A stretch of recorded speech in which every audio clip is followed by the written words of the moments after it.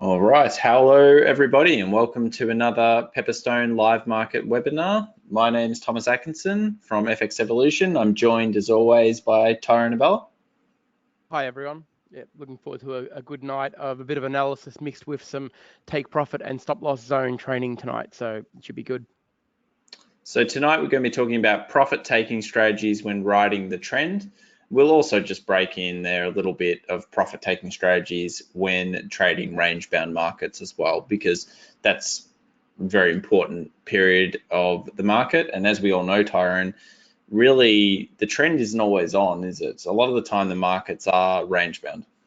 Most of the time the markets are range bound, really. I mean, you can find a trend in most time frames, but in the significant time frames, a lot of the time we are in a sideways market. So it's important to understand which market we are in and also how to trade each of them. So. All right, let's start just with the risk warning. As always, the information provided in these videos has been produced by third party and does not reflect the opinion of Pepperstone. The information has been provided without any alteration or verification, and of course, you should seek your own investment advice. This is general only in nature. So let's take a look at what we'll be covering today. Firstly, we'll be looking at how to correctly identify trends using a simple moving average method. Pretty simple, the one we're going to be using, but quite effective. So we'll be using daily probably to define trends. We'll talk about that shortly. We'll also be looking at recognizing areas where take profits and stop losses should be placed, what market conditions to look out for before placing a trade, and then of course 5 tips that will help you better analyze the charts. So make sure you stay around for that one, because some of these tips you really want to try to practice them every time you are placing a trade. So step one, I guess, to any good strategy or figuring out what the market's doing is, what are the market conditions? Is the market range bound or trending on the larger time frames? That's a question we always want to ask ourselves. So when we first start trading, or well, when most people first start trading, we have a tendency to really pay attention to the smaller time frames, don't we, Ty?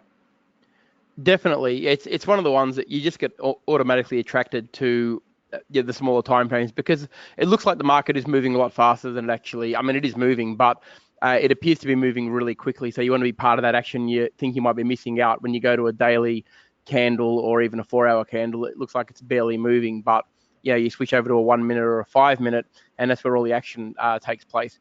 The truth is, the price action is the same for whatever time frame you're in. It's just it looks like it's moving a lot quicker on the smaller time frames. Therefore, people think they're missing out if they're not actually trading them. So that's why I think people gravitate automatically to the 1 minute and 5 minute charts, just like we did when we first started out. Yeah, look, everybody. I can't think of somebody that I've recently trained or talked to or mentored or anything like that through our programs has actually said I started on the daily, weekly timeframes, and that's what I was trading. It is incredibly infrequently. And if you're one of those people that does that, well, that's actually pretty good, because most people make the mistake of coming straight in and looking at the 5-15 minute and not paying attention to the bigger time frames. Remember, when we think about it logically, where are the bigger investors making their decisions? They're most likely going to be making them on daily, weekly time frames. It doesn't mean that the 5-15 is not good. It's just that we need to pay attention to what the daily time frame is telling us. We'll spend a little bit of time on that a little bit later.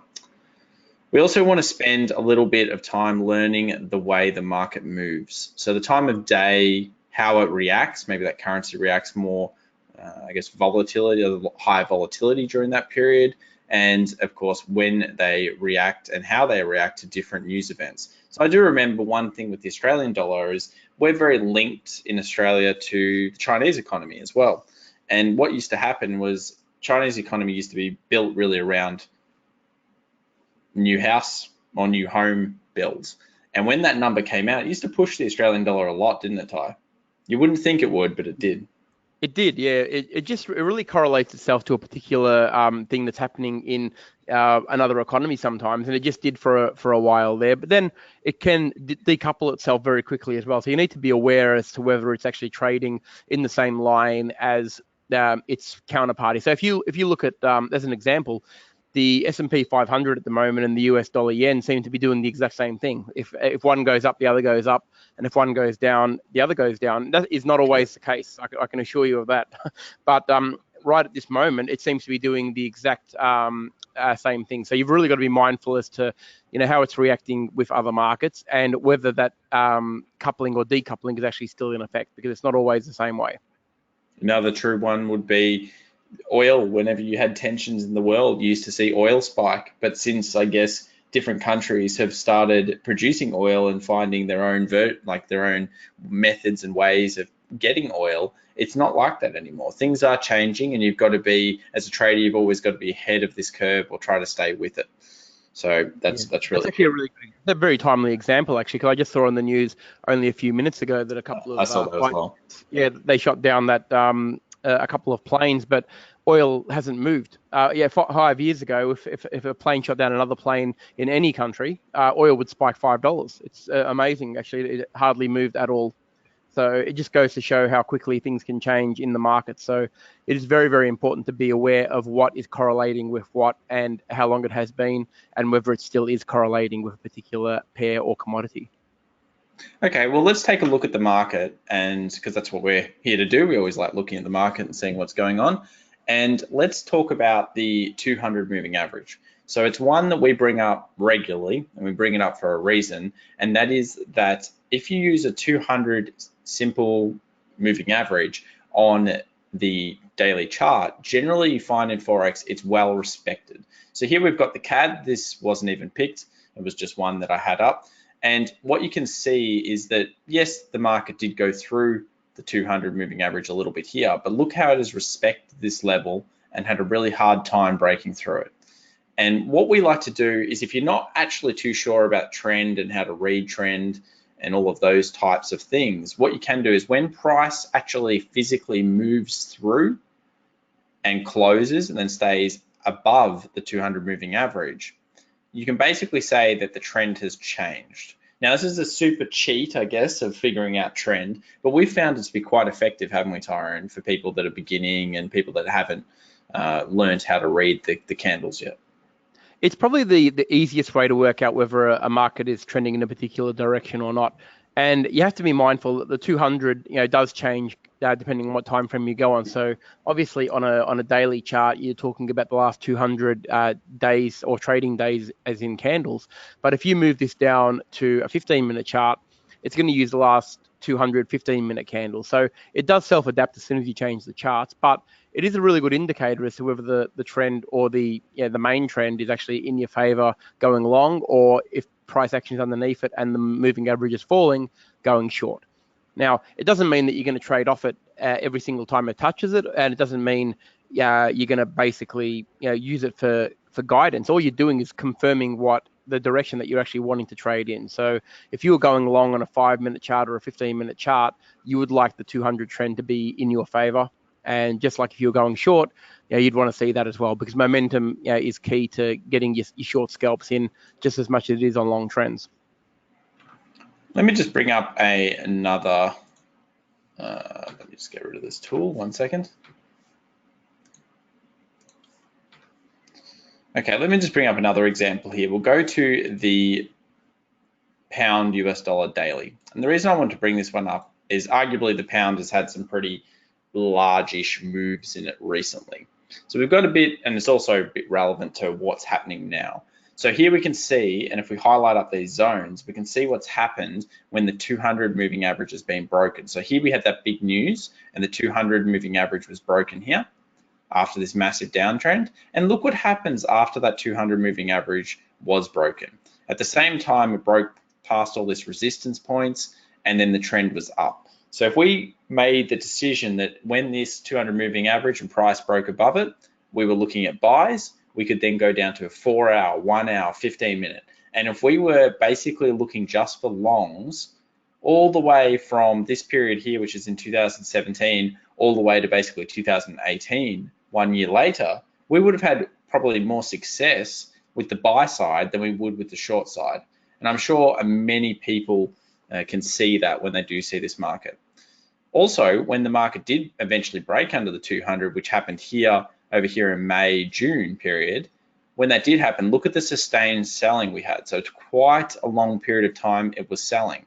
And then all of a sudden, what's happened recently? We've had that break followed by a bit of a retest and then a nice solid break happening now. So based on what we've seen previously, do we think that the pound could potentially be in an uptrend, at least on the daily right now, and we should be looking more to the buy side, Ty? What do you think? Well, history would tell us that when this does happen, it generally does move up in the direction that we think it's going to go. Now, we do have to be mindful, of course, that there's a lot of political turmoil around what is happening with the pound at the moment. So, yeah, that can influence where this one goes. But if we were trading purely on a technical basis and only using fundamentals as a guide as to, let's just assume they're going to go the way the market thinks it's going to, we would want to see this. Yeah, we can see here that the current price action is a very strong resistance area. So we'd want to see that part broken, of course. We can see how many touches we've had here. We'll just highlight them, and you can actually see right where price is now, which is around the 132.80, let's call it.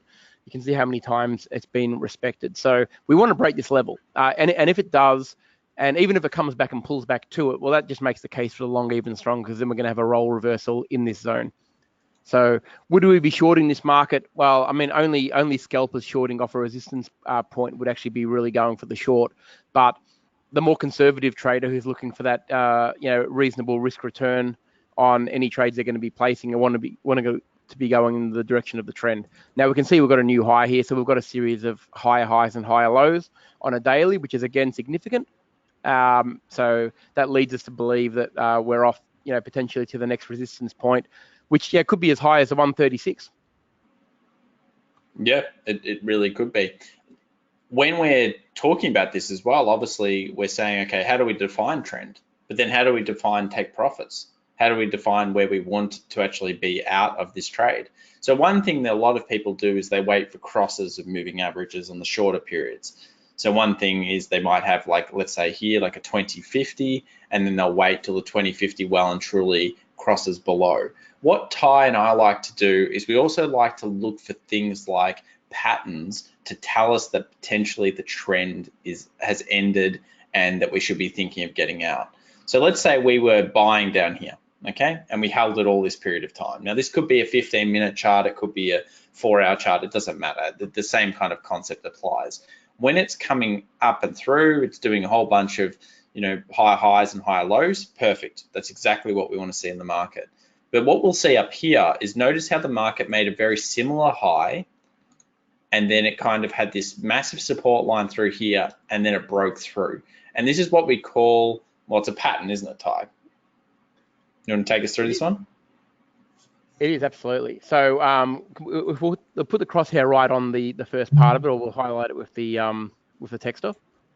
So we can see there that the key points are highlighted with the yellow marker. So we're drawing a bit of a neckline there, and that is because we're basically putting up what looks like a double top. So for those of you who are familiar with patterns, you'll see that is a double top pattern. Now, the smaller moving averages that we're referring to here are the 20 and the 50. We can see that the cross happened well prior to the break of the neckline. Well, it looks like it did, but when you actually go down, you'll see that the neckline actually did break prior to that cross. So we've got if you drew a straight line down, although it looks like it can be a little bit deceiving sometimes where the cross actually happens. So what you want to do is actually put the crosshair right on the cross of the moving averages, and you'll see that it was actually about 1 or 2 candles past the break of the neckline, which is obviously the key zone to actually enter this trade short. Once that neckline is broken and price closes below it, that's when we're actually entering. That coincides with the crosses of the smaller moving averages, the 20 and the 50. Now, we're still a long way away from actually hitting the 200 here, but we've got our first sign that this trend's weakened. So we'd be trading this pattern, and at the very, very least, the take profit is going to be the standard measurement from the neckline to the top of the peaks of the double top pattern, so we can measure that out. But what we will find, we'll measure that out for you, so you know what we're talking about. But the first place we're going to definitely find some sort of support or resistance for our short, if you like, is going to be the 200 moving average. Now you can see as soon as it hit the 200 moving average, like halfway through our profit taking area, you can see there, it it took about, I mean, we've got it pretty zoomed in right at the moment, but if we took that out, you're probably finding about 2 weeks worth of price action around that 200 before it finally broke it. So that's how significant a 200 moving average is. It did hold up a very significant double top pattern from fulfilling its take profit journey for a little while, for the best part of probably 2 weeks. But then when it did eventually break it, you can see that it went down and hit the take profit that we would be referring to for the double top pretty much spot on before it did continue to fall. So it's really, really important to understand those take profit zones from the pattern, but also understanding what's happening around the market as well. So even though we knew that the distance should be from the neckline to the peaks, look at the trouble it ran into halfway through that. So that's where ideally that could have easily reversed there. So if you're ever going to be looking for a break-even position, they're the sorts of places you put break-even, because it's going to find some sort of support there for price to actually go back up. The other thing that you need to mention, if you did miss this, is that it can actually, when the market does move, it moves in waves that generally replicate themselves. So if we take that distance of what it did from the neckline to the take profit zone and actually project that down and move it down again, you can see that price went and basically did the same thing again. And that happens all too often. It just basically repeats itself in the same waves or very close to. So sometimes if you miss that first opportunity, there are chances to get in again by using those simple rules. Yes.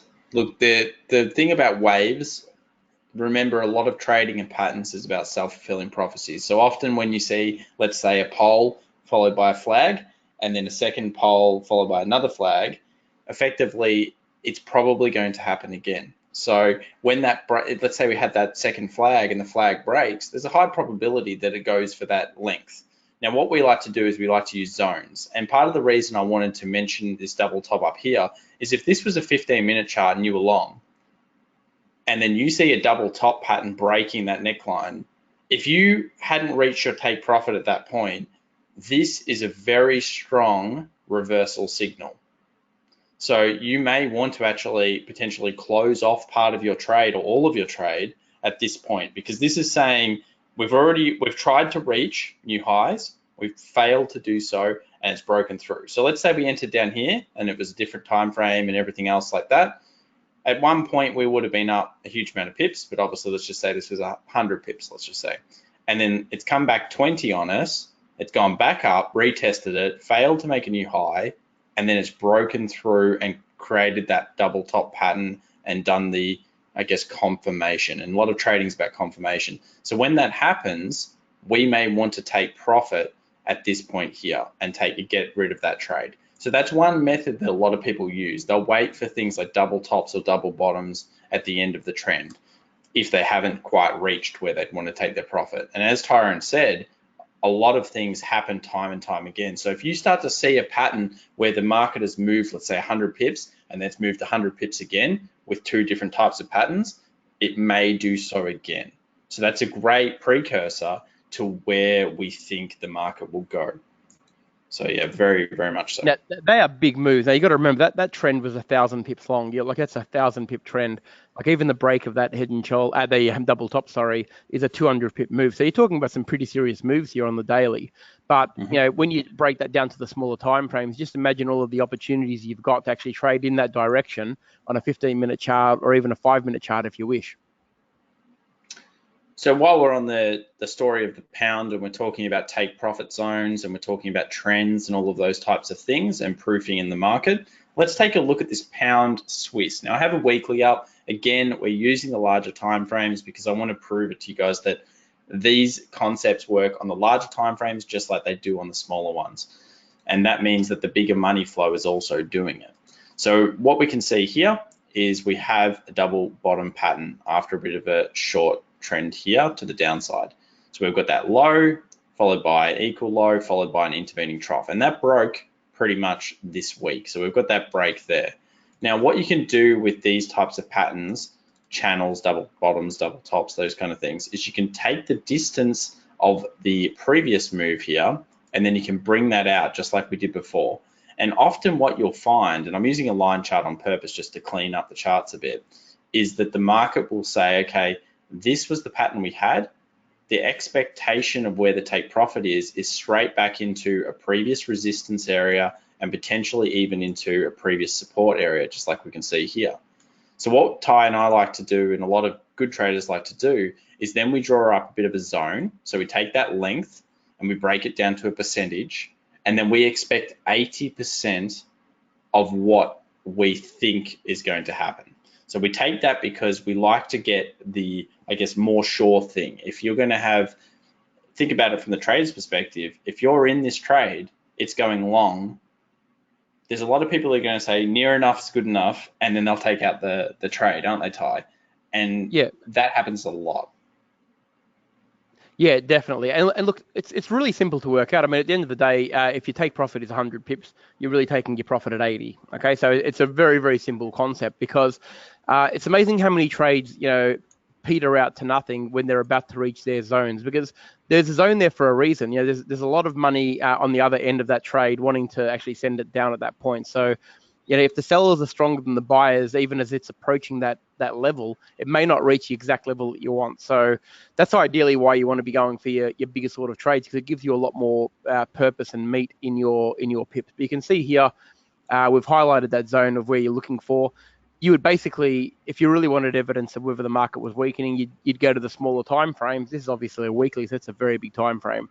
But you'd go to the smaller time frames and look for that a confirmation change of trend. So you'd be looking for those moving averages flicking over, or you'd be looking for a series of lower highs and lower lows on the smaller time frame, because of course the trend has to change on the smaller ones before it changes on the bigger ones. So you're going to get all your clues from the smaller time frames, but generally speaking, you'll be looking for those changes as soon as it hits the 80% zone if you haven't already taken profit.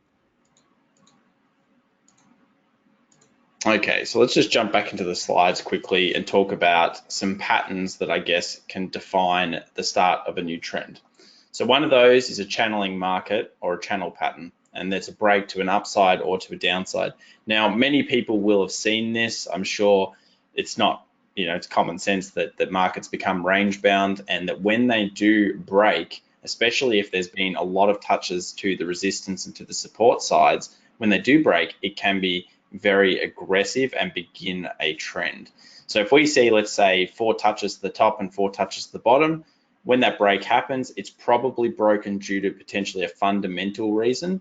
And because that fundamental reason has maybe changed the way that currency is perceived, or that commodity is perceived, or anything, it starts that chain reaction of all the orders being placed. And remember, big traders, they don't just place a buy here and say, okay, we're all in. They place buys continuously throughout with a larger take profit in mind. Maybe that's the entire distance of this channel plus a decent amount more. So that's what the bigger traders are doing, and we need to be mindful of that. So the way a channel market trend pattern would be traded is where we would buy if it broke past the upside. Remember, we want confirmation, so we need the candle to be closed, not just to make a new high, because often it will fully reject and then come back under. It must be closed on that time frame. We can place our stop loss, if you want to do the conservative method, right below the last low down here at the support. And of course, we can take the distance of the channel, and that is our projected take profit. So this is a channel market strategy, but remember, when a market breaks a channel, often that means a continuation of a new trend and a start of a new trend. So if you're seeing, let's say, a channel break, at the same time the channel breaks, price on the daily moves above the 200 moving average, we're starting to build a bit of a compelling story about the trend, aren't we, Ty?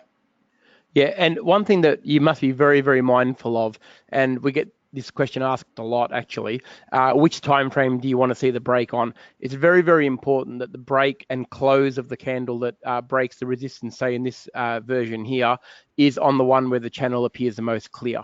So if this channel is on a daily chart, we're not going to be taking 1 hour close above that as our signal to go along. It must be a daily candle close above that zone before we can actually enter. Okay, so that's very, very important, because there's a lot of fake outs in these channels, and generally to limit your risk to those fake outs, you want to be only trading the bigger time frame candles. Here we have an example just of the double bottom, so similar to the double top. As Tyron said, we'd want to make sure that we're seeing that confirmation close, that we're seeing everything correctly. But double bottoms, it signals really the end of a downtrend and potentially the start of an uptrend. So when that break happens, we could look to the buy side. And the great thing about patterns is they give us a concept of where the take profit should be. But do remember, if this happens, if it's breaking past the 200 daily moving average or something similar to that, we might be able to say, okay, well, this is the beginning of a new trend. Let's start looking at other support resistance zones and start creating those zones where we take 80% of what we expect. So really the common rule that you're going to hear us talk about tonight is whatever you think you expect, change it to 80%. And that comes from a bit of experience, doesn't it, Ty? Yeah, and look, you can't go wrong. At the end of the day, if you place enough of those trades, you're going to be well in front, especially if your strategy is solid. So it's always better to, you can never pick the absolute top and the absolute bottom of a market. Yeah, and if you do, you've probably got a little bit lucky because it's very difficult to do. But what you do want is a good part of that move. So an 80% generally indicates a pretty good part of it. So that's our rule, and it's worked well for us. And that comes from a lot of experience of watching them go past 80%, fail to hit our take profit, and then only to go back and give it all back. So we don't like giving it back once we've made it, and I'm pretty sure everybody out there is the same. I always use the same concept, and yes, it's a stock concept, but just remember, think of a share. Let's say it was Commonwealth Bank, big bank share in Australia, if anyone's not familiar. And if that hit $100 for the first time or was approaching $100, do you think that it will hit $100 first, or will it get to something like $99.60 and then start selling off? There's a high chance it actually would probably hit a lower level than 100 first, and that's because when you look at volume in the market, you'll see so many orders at 100. There'll be like, let's say 200,000 units there, but there might only be 600 or 2,000 units at the lower prices. And it becomes that self-fulfilling prophecy as there's so much volume at the 100, the market knows that it can see it and it doesn't want to go up there because it's like, well, we're not going to be able to break that just yet. Let's sell it off and take our profit now instead, guys. The market and traders and trends for that matter always go down the path of least resistance, and that's how your trading should be. So your trading mindset should always be trading, with the easiest path in mind. Now, like Thomas said, is it easier to try and break a historical high or actually a brand new high in the case of Commonwealth Bank at 100, or is it actually easier to sell it down where a lot of people will be thinking it's probably going to drop from here? The sellers are going to win that war most of the time because the path of least resistance is the short. And then what do we think all those buyers that wanted $100 would do? It got so close, and then all of a sudden the next day it's at 97, panic sell. Got to get rid of it because, it's going back to 80 again, and then they get rid of it. So just remember, all these things are at play. That's why trading is a lot about psychological kind of warfare. It's pretty tough because of that. So we need to have these rules. Okay, so step 2, take profit areas. So we don't want to break even our trades generally with fixed pip amounts. We instead would love to use percentages. And this is so common a mistake, and we did it for years. We'd say we have a 50 pip break-even rule. And it didn't matter whether it was a 1-hour chart or it was a 4-hour chart or it was a daily chart. When that trade hit 50 pips, we'd break even it.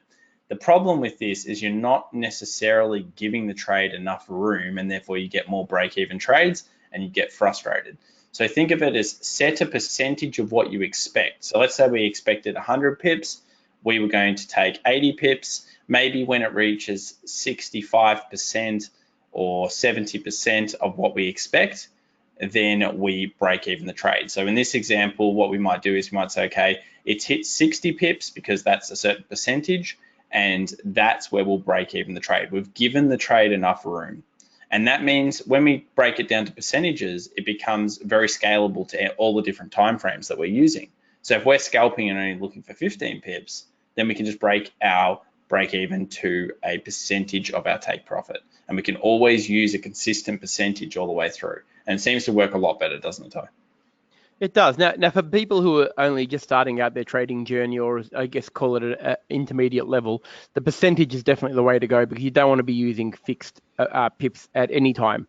People are fixated on round numbers. Like it's a case of some people just want to trade a standard lot or 2 standard lots because that's just what their thing is, and they want to risk a certain amount. And that's just they adjust their stop losses according to how much risk they want, rather than putting their stop losses in the same place.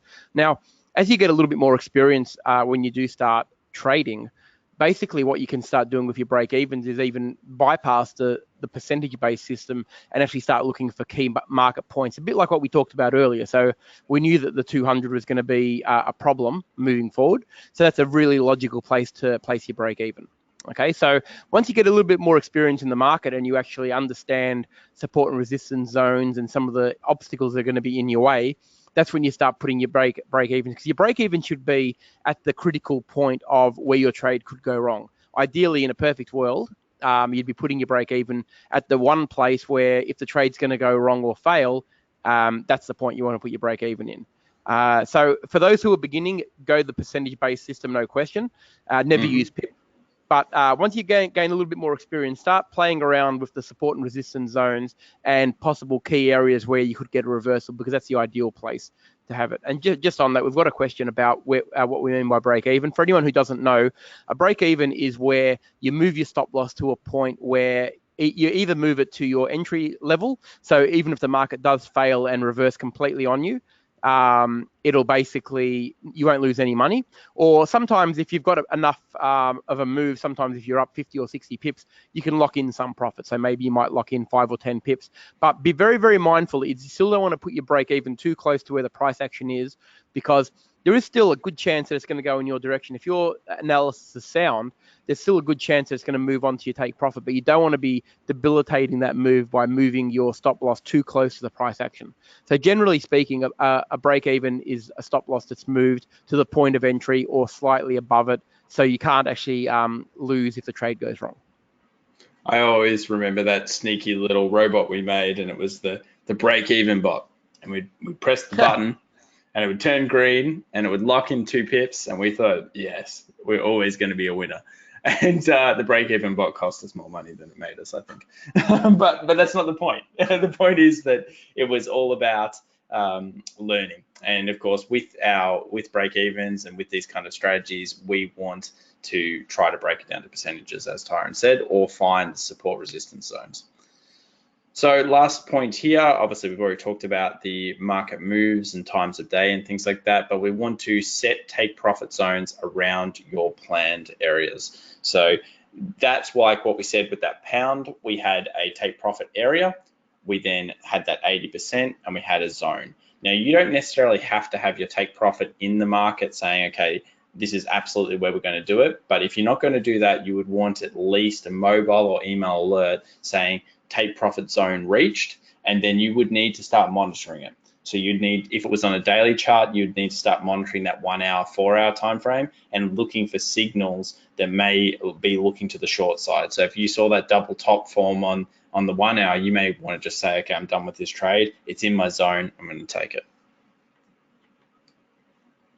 Just a couple of concepts if you're not familiar with them. If anyone isn't familiar with these, and we're not going to be taking a huge look at role reversal today because we don't have time and we've done it before. But if you're not familiar with role reversal, go learn it.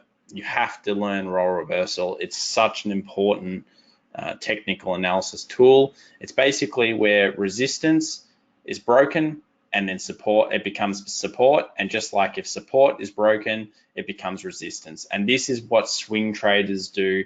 If you've ever heard that term, this is how we follow trends. And this is what a healthy trend does. It comes back and it tests levels. It says, hey, we broke this level.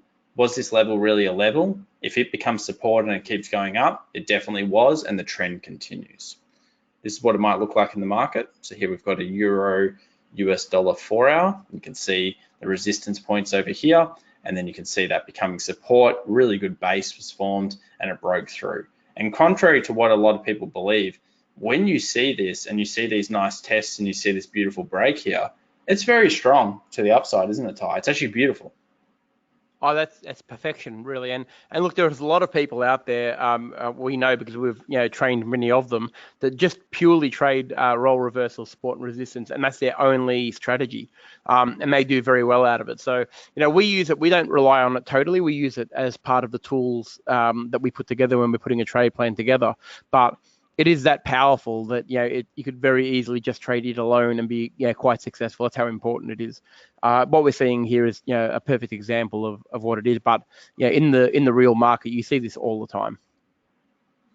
Okay, let's take a look at step 3, so market conditions. Now, what I mean by that is, let's say we were scalping, okay, and we were on a 15-minute and 1 hour, and we had a take profit, and that take profit was 45 pips, and we were there on a Friday night. There's a weekend coming up where our stop loss may only be 25 pips and our take profit's 45 pips, and that's our kind of scenario. And all of a sudden we see we're trading oil and there's a G20 summit. What do we want to do about that? Is there a gapping risk? Is there a risk where while the market is closed, it gaps over the weekend due to something happening, and then on Monday, instead of having a 25 pip loss, we have a 200 pip loss? That can happen, guys, and it does happen. So always be aware of the news. Yeah. Yeah, and the thing is too, what you also want to be mindful of is that yes, you're probably asking yourself, it could also go in your favor, and you might get 200 pips instead of your 40 pips as a take profit. But look, we're not at the casino here, we're not gambling, and trying to basically guess what a G20 summit might do to an outcome of oil or what may or may not happen over the week. And it's not just scheduled events either. Like 48 hours of no market action.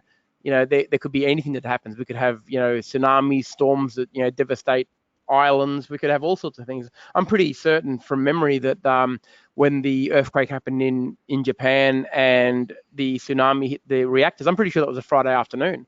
So, it's not that there's no chance of predicting anything like that. So what you don't want to be is at the mercy of a market that's actually not open, because when the market does gap, it doesn't actually go through the price lines as it would normally in an open market. It's just going to open at a particular point. And if your stop loss is way out of the range, you're going to get the worst possible price. That's just how the market works. So it's just not worth taking the risk. However, on the bigger time frames, when you take profits and stop losses are a fair bit bigger, then you can actually ride that out, because more often than not, you're going to be protected. It's not that often that you're going to get a 150 or 200 pip move over the weekend, but it's something you have to be mindful of. But if your stop loss is only 20 or 15 pips or something like that, and you're going into a weekend, there's a very, very strong chance that might be blown, which of course is going to ruin your risk reward ratios. Yeah, gapping's a real thing. So just remember, Friday night, looking for the scalp, you really should, if you are going to take it, you really should be probably closing that off before the weekend, especially in the scalp side. And you want to be very clear of what the news is that weekend. If you have a election for whatever reason that was going over the weekend in that currency, you would probably not want to be in a scalp, okay? It's just not common sense. I guess what's common sense, you don't want to do it, but that's because it could move 100 to 200 pips, and that would be, with a leveraged account, could be devastating. We don't want that. Okay, let's take a look at step 4 now. So this is the 5 tips and tricks that we believe will help you better analyze your charts. So one is use the top-down approach. I'm actually going to jump into the charts to talk about that. So the top-down approach, I guess we've coined it. I don't know if other people use this on the internet or anything like that. But what it means is that you want to be aware of what the larger timeframes are doing as well as the shorter timeframes. So let's just bring up this oil chart here. This is XTI, and go to a monthly chart. Now, we might be trading a 5-minute chart. This is still important to do. So I like to use a line chart. And I like to use a line chart because it cleans it up. It uses just the close prices, and it allows us to put in our support resistance lines much more effectively because it's based just on the closes. There's really not as much subjectivity to it because we can just see these lines. We know that the lines are there, and then we start drawing up our zones. Once we've done that, we can really say, okay, well, where is it in relation to maybe its significant highs and lows over the last couple of years? So we can see here oil came down, found support on what was previously support, and now it's bounced off it. And we're fast approaching, I guess, this point of potential resistance over here, and we've broken this point here. So it's kind of like a free space in here. It seems likely this could be achieved. So let me jump down into the weekly, and we kind of adjust our support resistance zones a little bit based on the weekly. You'll see this one's still quite accurate. And we've got this one here. So we can see that over here, we've got that kind of support recently. And there was our common resistance, which was broken over here. Then we jump into the daily. And at this point, I like to move across to candles. So I do that because at this point, we're starting to jump down to the trades that we're going to be placing. So we might be placing them on the daily or the week 4 hour or the 1 hour or the 5 minute or whatever. When we do that and we've got our lines drawn up, we can then start to paint a picture of, okay, well, what is happening here and where is it again in relation to the most recent stuff? So you'll see that all of these points are quite good for us to know, because we know that this was a very key level on the weekly and monthly, which has now been broken. We know that this is a potential key resistance zone, and we know that up here is also a key potential resistance zone. And then of course, this is the previous high. So we've drawn all of that, we've got these lines here, and now we can start to analyze the charts. So that should help everybody out there. If you haven't used the top-down approach, start to do it, because you only need to do it once really a month, and then you can jump into all of your charts. You can have maybe the weekly, monthly as a different color, and then you'll know when you're in your 30-minute chart, if you suddenly see, let's say, a purple color appear, you'll be like, what was that line again? You jump out and you're very aware of what that line is. So you don't start selling into strong support or buying into strong resistance. You don't want to be doing that, because that's where the big guys are. You want to be nimble and you want to be in between those zones.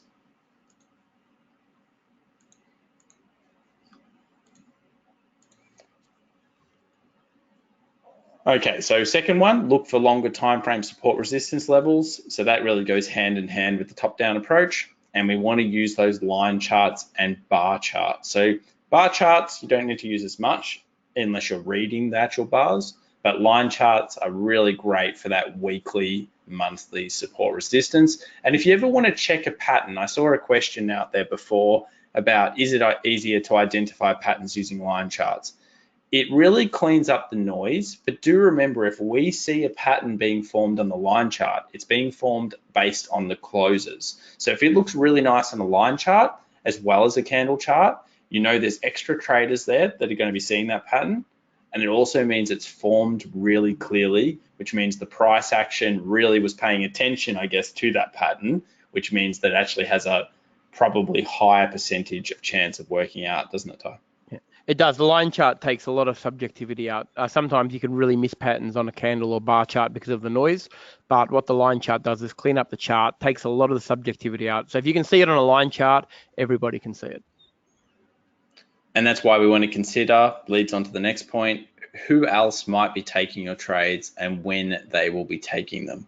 So if we're seeing, again, the top-down approach, we've got the monthly and weekly support resistances, and we see, let's say, an inverse head and shoulders, similar to what we've seen on the XTI USD recently, then as that particular commodity makes new highs, what do we think the bigger traders might be doing? They might be adding to their order, because they're looking at a bigger time frame and they're saying, okay, each time this makes a new high, I'm going to add extra to my trade, because I believe there's a little bit more in it, because my take profit is quite far away. So I can start scaling into my order, and then I'll scale out in the zone above.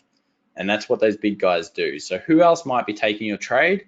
If you're ever unsure of whether a trade's great, find as many reasons as possible to be in it. I mean, our pressing system is built around finding how many reasons can we be in this trade. And unless we have several reasons, we do not take the trades. And that's because the more people that are with you, contrary to popular belief, the better it is. You want them to push it. You want to be in a trade where a double bottom is broken, and then as it breaks, the 20 and the 50 moving average cross at the same time. That brings the moving average guys in. At the 2 bars later, the MACD crosses to the positive. More people come in. Then we see price break above the 200 daily moving average. A lot of people use that. More people come in. It makes a higher high and then comes back and roll reversals and then makes a new high. More people get in. That's what we want to see. A lot of that stuff. And last point here is use confirmation signals to enter the charts, not just your analysis levels. So what that means again is we need to wait for confirmation. If we've said a great role reversal, let's go back to that role reversal example over here. So let's say it comes down for the first time and it touches this point and we see this candle here, okay, this bearish looking candle. That doesn't mean get involved in the trade. What we want to see is we want to see either a base being formed, or we want to see an engulfing candle after this, or a hammer after this. And that's part of the reason why this struggled. Remember, this is a real chart. Look at this. Look at this price action. This is horrible. I mean, we love the zone, but we don't love that price action. And what you'll notice is that at the end here, a pattern does start to form. Every time it comes down and tests this level, it instantly gets bought up. So there's all these wicks. And all these wicks together are actually telling us, well, wait a second, this zone's super strong. Whenever we see this zone get hit, it wicks up. That is kind of like a buying signal. It's saying to us, this market thinks this is value, and we're interested in being involved. So that's something we definitely want to be doing. Do you have anything else to comment on this one, Ty? I think that's some pretty good tips for guys out there. Yeah, it's vitally important. I mean, that last one's really, really important. People need to pay attention to that one, because it's not just about entering a trade because you think it's at support or resistance. You really want to be looking for that confirmation candle or a change of trend on the smaller time frames to indicate that that level is not only going to hold, but it is actually going in the direction that you want it to go. So, yeah, definitely a very important point. Okay, step 5, we always need to bring it up. I'm just going to say, treat trading like a business. You want to have a business plan before you start a business. The reason why, probably something like 7 out of 10 small businesses fail, is because they don't have plans. Recently, a place opened just around the corner from me, and I have no idea what they're doing, but they opened a laundromat. Okay, and everybody here, I can tell you, has fairly large houses and will not be using that laundromat. And I'm pretty sure it will go bankrupt, unfortunately for them. But the point is, other than maybe money laundering or something else, I don't believe that they've done a proper business plan around that particular thing. I haven't seen a person in it yet, and it's been open for a few months. So always do a business plan, always try to find as many reasons as possible to be in a trade. And this is just a very common one that we put up, where we want to see maybe some patterns, we want to see support resistance, we want to see candle confirmation, and we'd love to see a Fibonacci retracement. This is for in trend. And as long as we have 3 of these reasons, we get to our 75 points, and therefore it's possible for us to place a trade. So yeah, couldn't say anything else. In trade plans, we are actually going to be focusing on our pressing system tomorrow night in our own webinar. So I'll post a link in the chat there. So anybody who's actually interested in learning more about the trading plan strategy and how you can put one together, yeah, pop in to our webinar on tomorrow night about the same time, and we go into a lot more depth where we actually apply it to the live markets, so you can see it actually in action. All right, well, if anyone wants to, I guess, get anything out of tonight, the biggest thing to get out of tonight is plan your trades around taking a profit of around 80% of what you expect, especially if you're a pattern trader. If you're looking at, or even looking at a strong resistance or support line, take it just before, or create a zone that you're interested in getting rid of that trade. Because that's one of the biggest steps that made, I guess, us successful in trading, was not trying to get every single pip. And we did. We used to scalpel every single trade. We used to get there and say, we will not take a pip less. And what we decided and what we started doing was creating those zones. So if you get anything out tonight, 80% for your take profits, guys. And that will instantly, I guess, help you with your psychology and help you with your trades.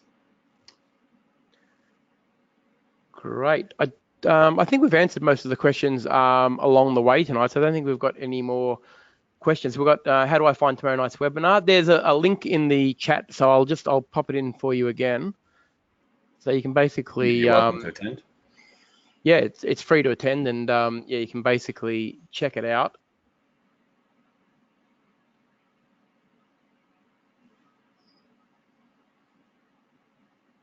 All right. Okay, so that's been sent. Yep. So just click on the link and register up, and yeah, we're going to be going into a lot more depth on the actual trading plan system. So, is there any other questions out there? Yeah, if you have another question, happy to just quickly stick around for a few minutes and answer it.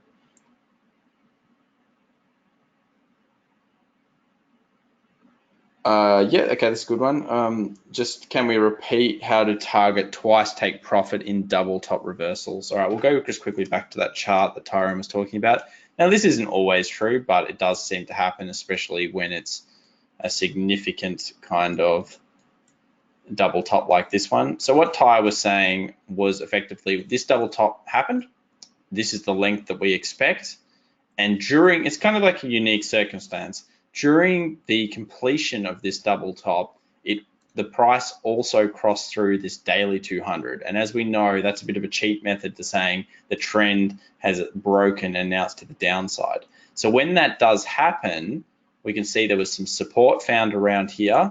And when that level was broken again, which I guess arguably happened here, that would be the zone. We would take the distance again and pick that as our zone. And the reason we do that is because when you see such a clear break, often the market will move in threes. This is our 1, this is our 2, this is our 3. And it was pretty damn accurate to where it actually got to the bottom. So it happens quite a lot. Hopefully that answers your question there, Alan.